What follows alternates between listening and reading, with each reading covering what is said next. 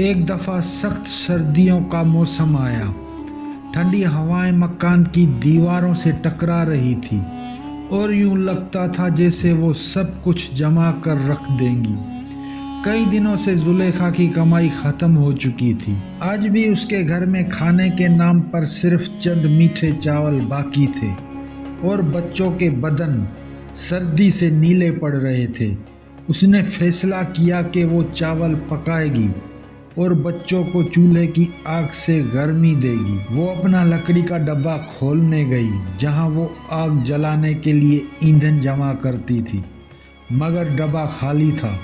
صرف ایک چھوٹی، بالکل سوکھی اور کمزور سی لکڑی کی شاخ بچی تھی، جسے دیکھ کر لگا کہ یہ ایک سیکنڈ بھی چل نہیں پائے گی۔ زلیخا کا دل دھک سا رہ گیا۔ توکل کی انتہا اور انوکھی دعا۔ بے بسی کے عالم میں زلیخا نے اسی ننھی سی لکڑی کو چولہے میں رکھا۔ اس کی آنکھوں میں آنسو تھے، مگر زبان پر اللہ کی حمد و ثنا تھی۔ اس نے آسمان کی طرف دیکھا اور لرزتی آواز میں بولا، یا اللہ، تو یتیموں کا والی اور غریبوں کا آسرا ہے۔ یہ سوکھی لکڑی میرے بچوں کو گرمی نہیں دے سکتی، لیکن یہ میری آخری کوشش ہے جو میں تیرے بھروسے پر کر رہی ہوں۔ تو اس لکڑی کو نور سے بدل دے اور ہمارے گھر کو اپنی رحمت سے گرم کر دے۔ پانی گرم کرنے کا کوئی ذریعہ نہ دیکھ کر اس نے باہر سے ایک مٹھی تازہ برف اٹھائی اور اس سوکھی لکڑی کے اوپر چولہے کے اندر رکھ دی۔ یہ ایک ایسی حرکت تھی جو عقل سے بالا تھی۔ بھلا برف اور سوکھی لکڑی کیسے آگ جلائے گی؟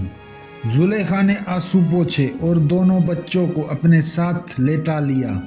غیب سے مدد۔ زلیخا نے اپنے بچوں کو دلاسا دیتے ہوئے کہا، میرے پیارے بچوں، ڈرنے کی ضرورت نہیں، اللہ تعالی ہمیں کبھی تنہا نہیں چھوڑے گا۔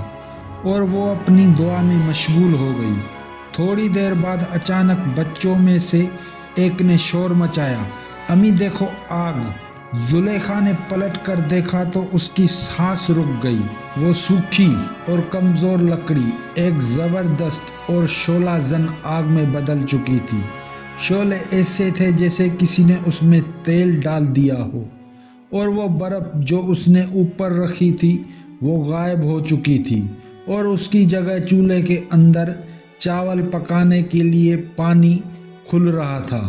سردی ایک دم سے خوشگوار حدت گرمی میں بدل چکی تھی۔ زلیخا نے فوراً اپنے رب کے حضور سجدہ شکر ادا کیا۔ وہ سمجھ گئی کہ یہ آگ اس لکڑی کی نہیں، بلکہ اس کی سچی توکل اور مضبوط ایمان کی تھی۔ اسے یہ یقین ہو گیا کہ جب انسان تمام دنیائی سہارے چھوڑ کر صرف ایک رب پر بھروسہ کرتا ہے تو وہ رب اس کے لیے غیب سے مدد کے دروازے کھول دیتا ہے۔ اس کہانی سے ہمیں یہ سبق ملتا ہے کہ انسان کا کام صرف کوشش کرنا ہے اور سچی دل سے اللہ تعالیٰ پر بھروسہ کرنا ہے، پھر مدد ہمیشہ ان کے طریقوں سے آتی ہے جن کا ہم تصور بھی نہیں کر سکتے۔